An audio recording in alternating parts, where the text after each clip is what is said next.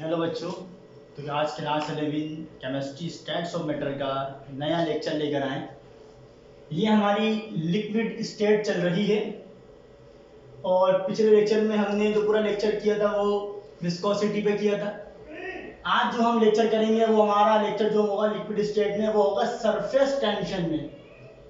Surface tension में अब देखो सरफेस टेंशन क्या होता है। सरफेस टेंशन को बच्चों समझने के लिए थोड़ी सी कहानी समझना सीखो, थोड़ी सी लिक्विड में कहानी सीखो, मतलब कहानी होती क्या है। और वो डिफरेंट किस्म की स्टोरीज होती हैं, हमारी स्टोरीज भी होती होंगी, लेकिन यहाँ पे लिक्विड की कहानी देखो। देखो लिक्विड में होता क्या है, मान लो मेरे पास ये डब्बा है और ये बीकर है और इसके अंदर कोई मेरे पास मान लो पानी समझ लो, कोई सा भी लिक्विड समझ लो, चलो मान लो पानी समझ लो। अब मान लो ऐसे बहुत सारे मॉलिक्यूल हैं, 1 2 3 4 5 6 7 8 9 10 11 12 13 14 15 16 17 सही है। मान लो भाई ये मेरे पास जो है मॉलिक्यूल्स हैं। अब देखो लिक्विड में होता क्या है, मैं अगर बीच वाले मॉलिक्यूल्स की बात करूं तो देखो इंटरमॉलिक्यूलर फोर्स क्या होगा, ये वाला मॉलिक्यूल इसको अट्रैक्ट करेगा, ये वाला इसको अट्रैक्ट करेगा, ये वाला इसको अट्रैक्ट करेगा, ये इसको भी अट्रैक्ट करेगा, ये इसको भी अट्रैक्ट करेगा, ये इसको भी अट्रैक्ट करेगा, ये इसको अट्रैक्ट करेगा, ये इसको भी अट्रैक्ट करेगा। यहाँ भी अट्रैक्शन होगी, यहाँ भी अट्रैक्शन होगी, यहाँ भी अट्रैक्शन होगी, यहाँ भी अट्रैक्शन होगी, यहाँ भी अट्रैक्शन होगी, यहाँ भी अट्रैक्शन होगी, यहाँ भी अट्रैक्शन होगी और यहाँ भी अट्रैक्शन होगी।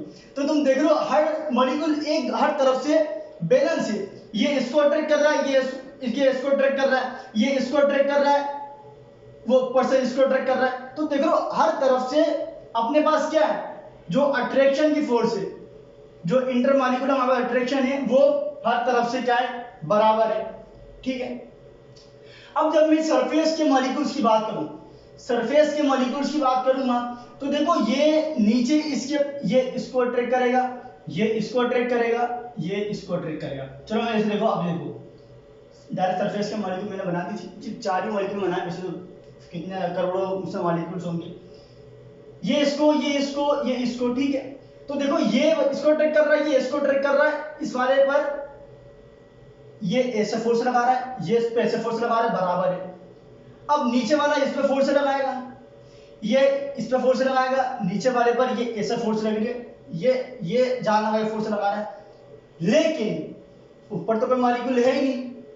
अब ऊपर कोई मॉलिक्यूल नहीं है तो ऊपर तो फोर्स ही नहीं लगेगी, तो यहां से तो इसकी सारी फोर्सेस तो क्या हो रही है, बराबर है। ये सारी फोर्सेस ये खिंचा हुआ है, ये बराबर बैलेंस है, लेकिन नीचे की जो फोर्स लग रही है क्योंकि ऊपर तो फोर्स ही नहीं है। तो जब होगा क्या, जब नीचे फोर्स लगेगी तो देखो सरफेस लिक्विड के सरफेस पर एक टेंशन क्रिएट होगी कि नहीं होगी। भाई देखो चारों तरफ से ये फोर्स क्या बराबर, ठीक है, मजे में खुश है। नीचे फोर्स लगी तो एक खिंचाव बन जाएगा, एक सरफेस पर एक खिंचाव बन जाएगा, हर तरफ से फोर्स एक नीचे खींचेगा तो एक खिंचाव बन जाएगा। जैसे तुमने देखा है ना वो झूले में जो होता है मेला वगैरह लगता है, बच्चे उस पर कूदते हैं, उसकी जो एक सरफेस होती है जब उस पर कूदते हैं, बिल्कुल उसी तरीके से एक खिंचाव टाइप का बन जाएगा। तो ये जो खिंचाव जो बनता है ना, इससे वजह टेंशन क्रिएट हो जाएगी, एक टेंशन, एक तनाव, उसी टेंशन को हम कहते हैं surface tension, surface tension. But कभी भी ये मत समझना कि सरफेस टेंशन एक फोर्स है। Surface tension is not a force, ठीक है। सरफेस टेंशन एक फोर्स नहीं है, ठीक है। दिखाई तो ऐसा पड़ रहा है सरफेस की, किसी भी लिक्विड के सरफेस पर एक टेंशन क्रिएट हो गई, लेकिन सरफेस टेंशन कोई फोर्स नहीं है। सरफेस टेंशन एक प्रॉपर्टी है लिक्विड की। क्या प्रॉपर्टी है, लिक्विड अपने सरफेस पर कम से कम मॉलिक्यूल्स रखना चाहता है, या लिक्विड के मॉलिक्यूल सरफेस पर कम से कम रहना चाहते हैं। अब ऐसा क्यों होता है, देखो भाई अनस्टेबल की वजह से ना, देखो यहां पर सारे मॉलिक्यूल्स खुश हैं, सब इक्विलिब्रियम में ना, चारों तरफ से बराबर फोर्स लग रही है। अब ऊपर इक्विलिब्रियम में नहीं, ऊपर तो अनस्टेबल है, ऊपर कोई मॉलिक्यूल है नहीं, यहाँ पे तो स्टेबल है, ये इस पे फोर्स लगा, ये इस पे फोर्स लगा रहा, बराबर नहीं जान रहा फोर्स लगा रहा है, लेकिन ये इस पे फोर्स लगा, थोड़ा सा ये नीचे आना चाहेगा लेकिन आ नहीं सकेगा, ठीक है। तो अनस्टेबल है। अब जैसे कि तुम अगर मेडिकल कॉलेज में जाना चाह रहे हो, इंजीनियरिंग कॉलेज में जाना चाह रहा है, इंजीनियरिंग कॉलेज में ईकेट की बात करूं, इंजीनियरिंग कॉलेज में कोई जाना चाह रहा है या कोई मेडिकल कॉलेज में जाना चाह रहा है तो भैया सब स्टेबल कब होंगे कि सबका एडमिशन हो जाए? ऐसा ही है कि नहीं? सब चाहते हैं कि वो कॉलेज में एडमिशन हो जाए, कॉलेज के अंदर इंटर हो जाए, लेकिन ऐसा हो नहीं सकता। सब के सब तो नहीं आ सकते ना, बाकी बाहर रह जाएंगे।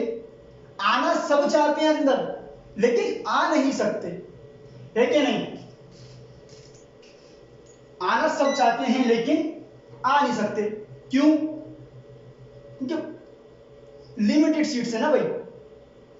ईकेट में जाओ, इंजीनियरिंग कॉलेज में जाओ या मेडिकल कॉलेज में जाओ, सबकी ख्वाहिश क्या है? सब चाहते हैं कि भाई हम अंदर आ जाएं, लेकिन आ नहीं सकते, सब नहीं आ सकते। आएंगे, सब नहीं आ सकते। तो यही यहां पर भी है कि भाई ऊपर मॉलिक्यूल्स रहना तो नहीं चाहते, लेकिन रहना तो पड़ेगा किसी ना किसी को, ठीक है? तो ऐसा भी समझो, ठीक है?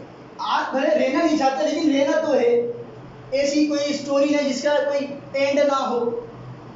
कॉलेज में जाना चाहते हो, सब नहीं जा सकते, सब तो नहीं जा सकते ना बेचारे।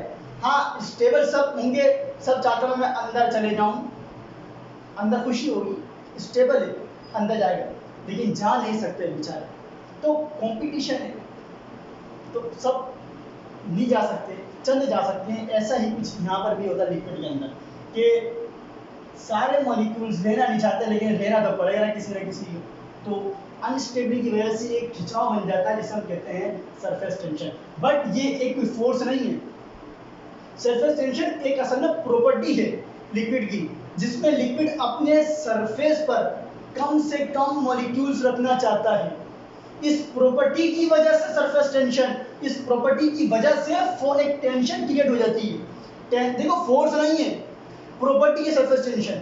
कोई बता रहा है कि सरफेस टेंशन फोर्स है तो गलत बता रहा है। सरफेस टेंशन एक प्रॉपर्टी है, उस प्रॉपर्टी की वजह से लिक्विड के सरफेस पर एक टेंशन क्रिएट होती है, प्रॉपर्टी की वजह से। तीन प्रॉपर्टी है, नॉट अ फोर्स, ठीक है?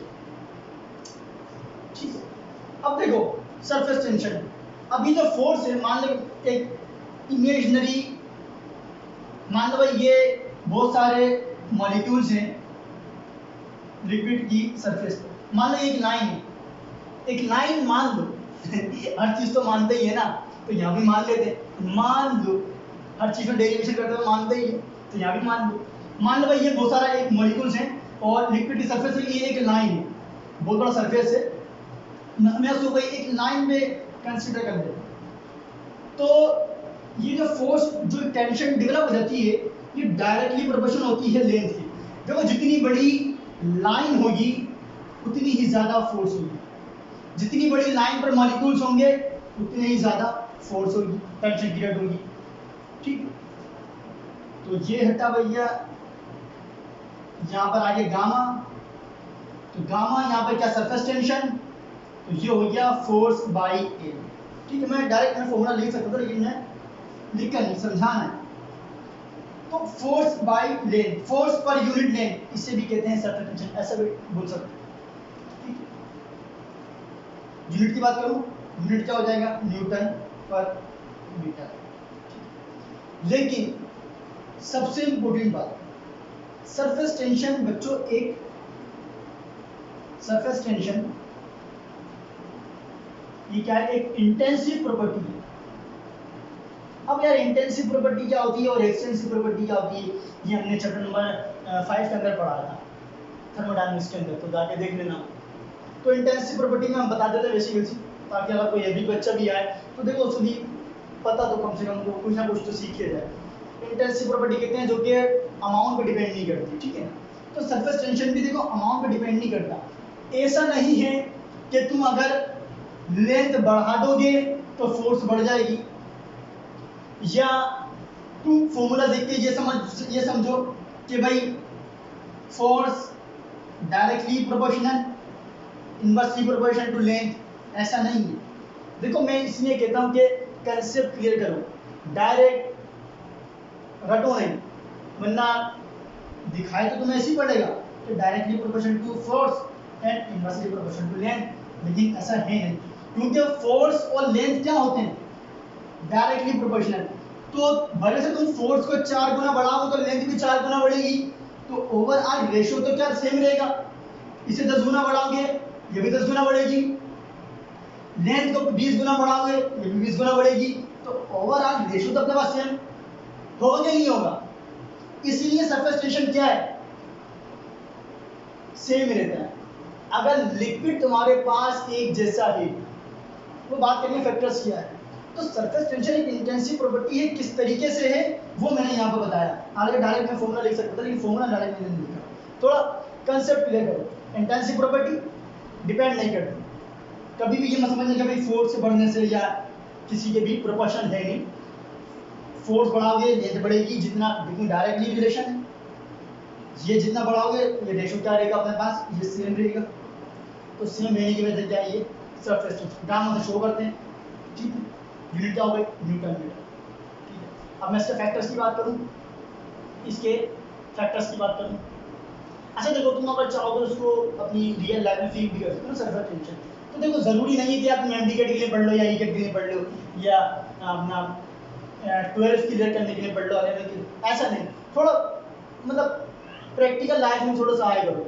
देखो तुमने देखा है ना कि जब ये इसके ऊपर एक टेंशन क्रिएट होगी, तो तुमने देखा है जब तुम पानी का जो पत्ता है पानी के ऊपर फेंकोगे तो वो क्या है, ऊपर तैरना शुरू कर देता है, ऐसे ही होता है ना, मैंने चेक कर लेना, पत्ते को फेंकोगे वो क्या करता है, उसके ऊपर वो तैरना शुरू कर देता है, या मच्छर पानी के ऊपर आके बैठ जाता है, या तुम सबको छोड़ा ऐसे देखो कि तुम अपने घर पे जाना बाल्टी लेना, बाल्टी पर तुम देखो एक हाथ देना ऐसे डालना, एक हाथ ऐसे डालना, और या फिर तुम काम करना बाल्टी में पानी भर जाए तो पानी पर ऐसे चपेड़ मारना उसको, देखो एक तो तुम ऐसे डालना और एक तुम ऐसे डालना, ऐसे हाथ मारना, तुम्हें पता लगेगा कि जब तुम ऐसे हाथ मारोगे तुम्हें एक फोर्स फील होगी, तुम्हें एक तुम्हें अपने हाथ पर एक रेजिस्टेंस फील होगी, वो रेजिस्टेंस जो है सब सरफेस टेंशन की वजह से ही होता है, ठीक है। तो तुम वहाँ भी इसको फील कर सकते हो, जो विस्कोसिटी में हमने बताया था, प्रैक्टिकल लाइफ में भी देखो ना, तो ये सरफेस टेंशन, ठीक है। अब इसको कॉपी करो, हम इसके फैक्टर्स की बात करते हैं। फैक्टर्स किन चीज़ों पर डिपेंड करता है, इसमें रीजंस वगैरह भी आते हैं पेपर के अंदर कि रीजन बताएं, तो रीजंस भी बात करेंगे, लेकिन मैं पहले बाद इसके फैक्टर्स भी करूँ। देखो अगर विस्कोसिटी तुमने पढ़ा ना तो ज़्यादातर इसके वही फैक्टर्स हैं। देखो ये भी surface tension inversely proportional to temperature. देखो टेम्परेचर बढ़ने के साथ साथ सरफेस टेंशन क्या होगी, कम होगी।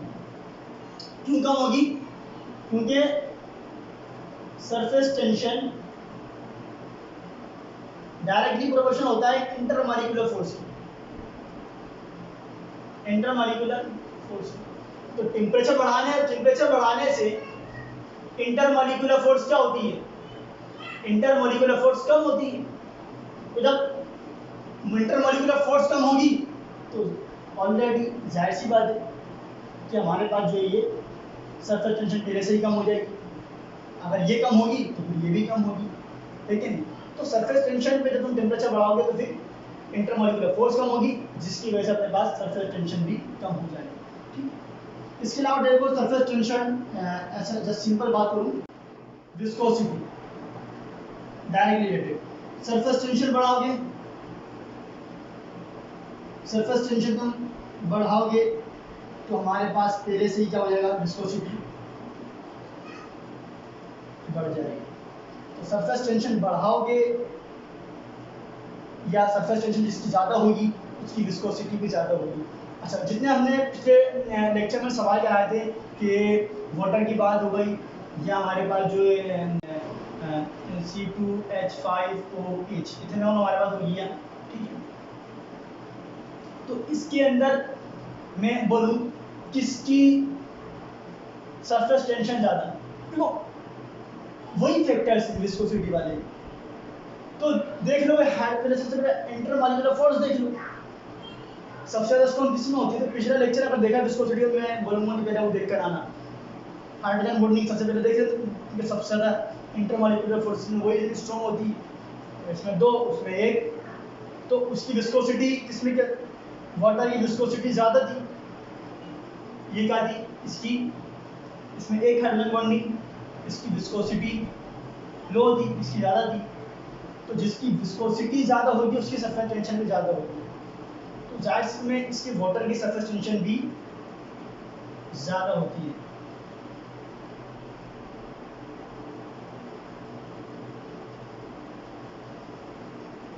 सरफेस टेंशन वाटर की ज़्यादा ही होगी because of hydrogen bonding intermolecular force.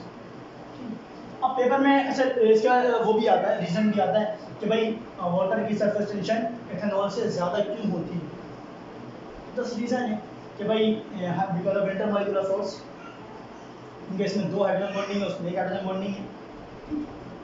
अच्छा, अगर ये हमारे पास पेपर में ये भी आ सकता है कि कपड़े धोने के लिए डिटर्जेंट पाउडर का यूज़ ही हम क्यों करते हैं। डिटर्जेंट पाउडर मतलब सर्फ वगैरह की बात करूँ तो पानी में वो क्यों डालते हैं। देखो उसकी वजह ये होती है, हमारे पास जब डिटर्जेंट हम पाउडर डालते हैं पानी में तो उसकी सरफेस टेंशन क्या होती है, कम हो जाती है। जब डालोगे तो उसकी सरफेस टेंशन कम हो जाएगी। अब पानी करता क्या है, जब हम कपड़े को पानी में डालते हैं, जब पानी को कपड़े में डालते हैं कुछ भी करें तो पानी कपड़े के जो स्पोर्ट्स होते हैं उसके अंदर, छोटे स्पोर्ट्स में कपड़े के अंदर उसमें घुसता है और वहाँ से मट्टी खींचता है, वहाँ से वो गंद खींचता है। तो अगर डायरेक्ट पानी से धोगे तो पानी उतना अच्छा इसके कपड़े के स्पोर्ट्स में घुस नहीं पाता, टेंशन होने की वजह, सरफेस टेंशन की वजह से। ठीक है, तो हम जब डिटर्जेंट पाउडर डालते हैं तो उससे होता है क्या, सरफेस टेंशन हमारे पास कम हो जाती है, कम हो जाती है।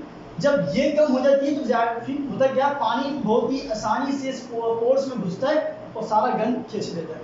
तो ये भी रीज़न है, ये भी रीज़न पूछा जा सकता है। ठीक है, या ये भी पूछता है कि भाई पानी वाटर का जो ड्रॉप है वो हमेशा स्फेरिकल ही क्यों होता है। ज़रूरी नहीं है वाटर ये कोई सा भी लिक्विड हो उसका हमेशा जब वो ऊपर से आप उसको टपकाओगे गिराओगे तो हमेशा ज़मीन पर वो स्फेरिकल ही क्यों होता है, या जब वो ड्रॉप निकलेगा आप देखोगे हमेशा वो ड्रॉप स्फेरिकल ही होगा, स्फेरिकल। ठीक है, कभी भी तुमने ये नहीं देखोगे, ये स्ट्राइक नहीं देखोगे, स्क्वायर नहीं देखोगे, क्या ये नहीं देखोगे, तेरा देखोगे ना, हमेशा क्या होगा इस पर, तो स्फेरिकल क्यों होता है। देखो बताया ना, सरफेस टेंशन क्या प्रॉपर्टी है, जिस प्रॉपर्टी में लिक्विड अपने सरफेस पर कम से कम मॉलिक्यूल्स रखना चाहता है, या ऐसा समझ लो कि सरफेस एरिया कम करना चाहता है। तो सरफेस एरिया कम, मैं तुम्हें कोई भी चीज़ कम से कम चीज़ दूं और कोई भी चीज़ मैं तुम्हें दे दूं और मैं तुम्हें कहूँ कि भाई इसका जो है हमें कोई ऐसा शेप बनाना है जिसका सरफेस एरिया कम से कम हो। तो देखो सबसे कम सरफेस एरिया में अगर कोई शेप है तो वो स्फेरिकल ही है, स्फेरिकल। सबसे कम सरफेस एरिया स्फेरिकल का ही होगा। तो यही वजह है कि लिक्विड का जो हमारे पास शेप होता है इसके ड्रॉप का, तो वो क्या होगा, हमेशा हमारे पास स्फेरिकल ही होता है। तो ये थे हमारा पूरा लेक्चर सरफेस टेंशन पर। पूरा बेसिक हम इसमें कंसेप्ट पढ़ाते हैं 0 से लेकर, और हम चाहते हैं कम से कम लेक्चर में, कम से कम के लेक्चर में हम आपको ज़्यादा से ज़्यादा कंसेप्ट दें। वीडियोस तो मतलब मैं कुछ वगैरह भी करा सकता हूँ, लेकिन बस हम चाहते हैं कि जितना हमने आपको डिलीवर करना है कम से कम टाइम में आप वो खुद करने के काबिल हो जाएं। तो we believe in quality not quantity. तो पढ़ाई कीजिएगा। अल्लाह हाफ़िज़।